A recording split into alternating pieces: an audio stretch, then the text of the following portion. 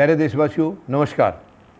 आज जैसा कि आप सब जान रहे हैं, किसानों का आंदोलन पिछले 258 दिन से चल रहा है, यानी कि आंदोलन आज 258वें दिन में दाखिल हो गया है। लेकिन हमारी केंद्र सरकार बिल्कुल गैर जिम्मेदार है। इनकी तरफ बिल्कुल कोई चिंता नहीं है किसानों की। उनको ये कैसे बैठे हैं, भूखे प्यासे हैं या इनका रहन सहन का क्या हिसाब किताब है, ठीक चल रहा है नहीं चल रहा है, कोई सरकार को चिंता नहीं है, बिल्कुल चिंता नहीं है। इतनी गैर जिम्मेदार सरकार हमने 74 साल में आज तक नहीं देखी है। ये बहुत ही दुख की बात है।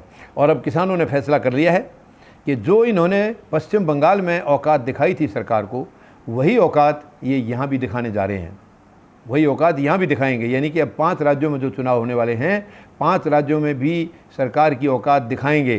किसानों ने फैसला कर लिया है। और इन 5 राज्यों में सबसे बड़ा जो इनकी इज्जत का सवाल है, जैसे पिछली बार 5 राज्यों में पश्चिम बंगाल सरकार की इज्जत का सवाल था, वहाँ प्रधानमंत्री महोदय ने सारी ताकत झोंक दी थी।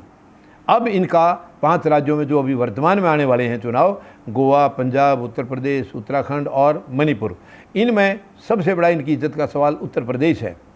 और ये उत्तर प्रदेश को नौटंकी करके किसी भी तरीके से लेने की कोशिश में लगे हैं।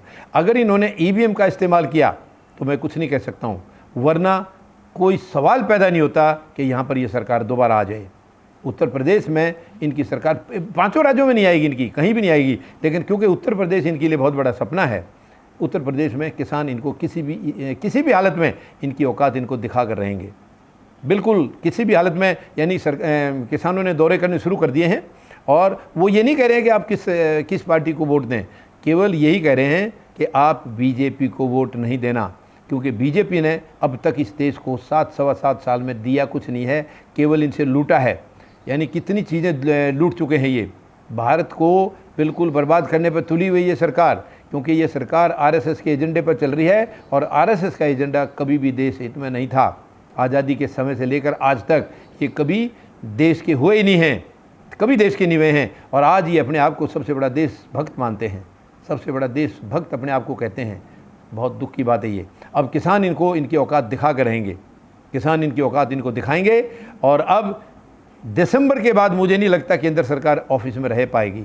ये दिसंबर से इनको जाना होगा, ऐसी रणनीति अब किसान बना रहे हैं कि दिसंबर तक इस सरकार को बाहर का रास्ता दिखा दिया जाएगा किसी भी हालत में। क्योंकि ये संवैधानिक सरकार नहीं है, ईवीएम की बनी हुई है। अगर जनता की चुनी होती तो ये डेफिनेटली कुछ चिंता करती, परवाह करती, लेकिन ऐसा नहीं है।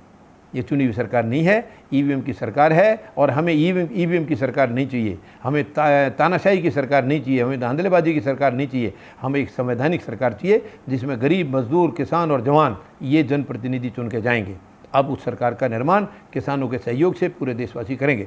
धन्यवाद। जय जवान, जय किसान, जय हिंद।